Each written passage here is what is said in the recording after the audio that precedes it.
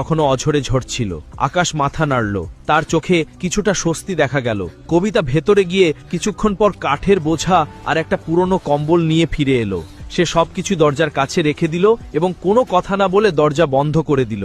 আকাশ আগুন জ্বালালো, কিন্তু ঠান্ডা বাতাস এতটাই তীব্র ছিল যে আগুন বেশিক্ষণ টিকতে পারছিল না। তার উপর বৃষ্টিতে ভেজা কম্বল আর হাড় কাঁপানো ঠান্ডা তাকে আরো কাঁপতে বাধ্য করছিল। রাত প্রায় 12টা বেজে গেছে। তখনই আবারও বিদ্যুৎ চমকালো এবং কবিতার ঘুম কেটে গেল। হঠাৎ তার বাইরে বসে থাকা আকাশের কথা মনে পড়ল। তার মন বলতে লাগলো, এত বৃষ্টিতে সে বাইরে কিভাবে বসে আছে।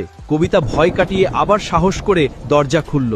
সামনে যে দৃশ্য ছিল তা তার হৃদয় নাড়িয়ে দিল। আকাশ একেবারে কুঁকড়ে বসে আছে, দাঁতে দাঁত বাড়ি খাচ্ছে অনবরত। বৃষ্টি আর ঠান্ডায় পুরো শরীর কাঁপছে। কবিতার চোখে জল চলে এলো। সে দেরি না করে বলল, ভেতরে এসো, নইলে অসুস্থ হয়ে পড়বে। ভয় পেও না, এখন আমি তোমাকে বিশ্বাস করছি।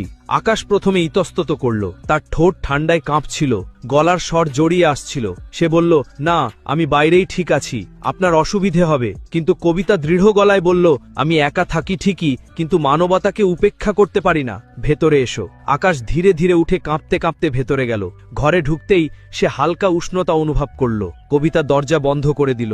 সে আলমারি থেকে একটা পুরনো শুকনো সোয়েটার আর পায়জামা বের করে আনলো, বলল, এগুলো আমার স্বামীর কাপড়, তিনি এখন আর নেই, তুমি বদলে নাও, না হলে সর্দি আরো বেড়ে যাবে।